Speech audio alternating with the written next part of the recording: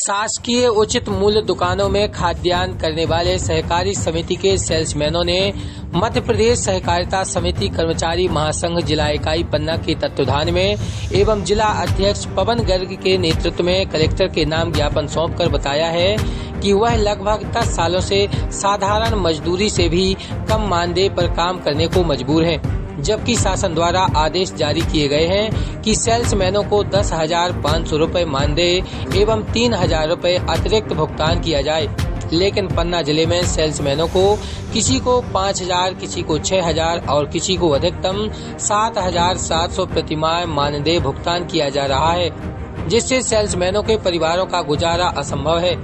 इसके अलावा POS machine में विसंगतियां आ रही हैं। मशीन में स्टॉक नहीं होने पर आवंटन नहीं दिया जाता, जिससे खाद्यान्न वितरण में परेशानी हो रही है। उपभोक्ताओं से आए दिन विवाद हो रहे हैं। सेल्समैन परेशानियों एवं खतरों से जूझ रहे हैं। उक्त समस्याओं का अतिशीघ्र निराकरण करने की मांग उठाई गई है। शीघ्र निराकरण नहीं होने पर 1 सितंबर से संपूर्ण जिले में काम बंद हड़ताल की चेतावनी दी गई है। इस मामले में प्रभारी जिला आपूर्ति अधिकारी देवेंद्र खोबरिया ने कहा है कि सेल्समैनों के द्वारा ज्ञापन सौंपा गया है। शासन के आदेश अनुसार समितियों को राशि आवंटित कर दी जाती है, लेकिन समितियों के द्वारा भुगतान में काट छांट की जाती है। इस मामले पर बैंक और समितियों से चर्चा कर समाधान किया जाएगा एवं आवंटन संबंधी समस्याओं का भी निराकरण करने का प्रयास किया जाएगा, ताकि उचित मूल्य दुकानें सुचारू रूप से चलती रहें और हितग्राहियों को समय पर खाद्यान्न मिलता रहे एवं सेल्समैनों को भी किसी प्रकार की समस्याओं का सामना न करना पड़े। मध्य प्रदेश सहकारिता समिति कर्मचारी महासंघ भोपाल जिला इकाई पन्ना के द्वारा आज अपनी कम से कम 10 वर्षों से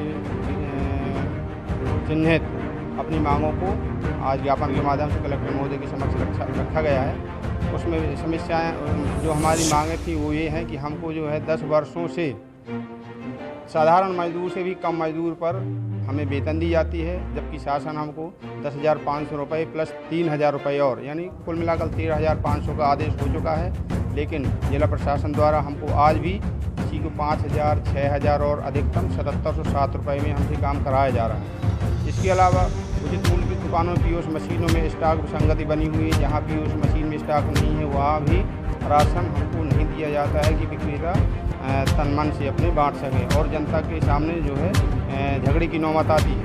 तो इन्हीं और समस्याओं को लेकर हमने कलेक्टर महोदय को ज्ञापन दिया और आप अधिकारी से भी मिले हैं और पूरा ऑफिसर महोदय खोबरिया साहब से मिले हैं। आश्वासन उनसे भी लिया है कि जो राशन आवंटन की समस्या है इसको हम चिन्हित करेंगे और हल करवाएंगे, ऐसा उनके द्वारा आश्वासन मिला। मांग पूरी नहीं हुई तो हमने इसमें आग्रह किया कि हम एक कार्य से किसी प्रकार का हम समिति में संबंधित कार्य नहीं करेंगे जब तक हमारी समस्याएं हल नहीं हो जाती। आपका नाम? पवन गर्ग, जिला अध्यक्ष सहकारिता समिति।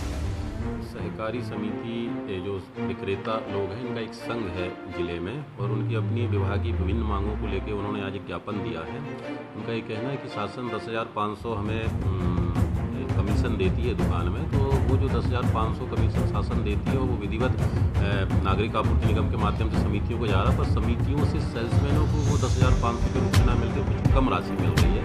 क्योंकि वो कर्मचारी समिति के हैं और उनका वेतन का जो निर्धारण वो संबंधित समिति करती है, तो समिति ने क्या निर्धारण किया है वो उनका लुकआउट है। मगर अभी ज्ञापन आया तो इसमें बिल्कुल संज्ञान में लेके और समितियों को भी निर्देशित करेंगे। सहकारी बैंक का नोडल डिपार्टमेंट है उसको पत्र लिखेंगे कि शासन 10,500 देती है, कुछ ना कुछ इनको उचित उसमें से मानदेय दिया जाए ताकि इनका भी आर्थिक सुदृढ़ हो। क्योंकि ये आम उपभोक्ताओं से जुड़ा हुआ मामला है, मेहनत करते हैं तो स्वाभाविक उनके मानदेय उनको उस हिसाब से मिलना चाहिए।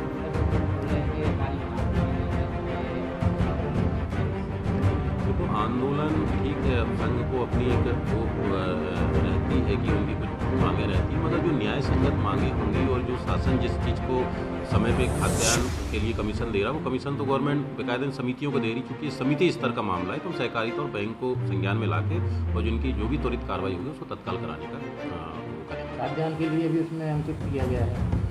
खाद्यान्न के लिए अंकित किया गया है कि पूरा ऑनलाइन सिस्टम है विगत 3 वर्षों से। पीओएस मशीन से ही अंगूठा थंब के माध्यम से बायोमेट्रिक सत्यापन के माध्यम से वितरण होता है। तो जो खाद्यान्न हम अलाटमेंट देते हैं और उसमें जो पूरे महीने में लेने के बाद जो व्यक्ति बच जाते हैं तो उसको आधार मानते हुए अगले आगामी माह का आवंटन की वो होता है। तो खाद्यान्न में तो शासन जो जारी कर रहा है किसी प्रकार की कोई कमी ऐसी नहीं है।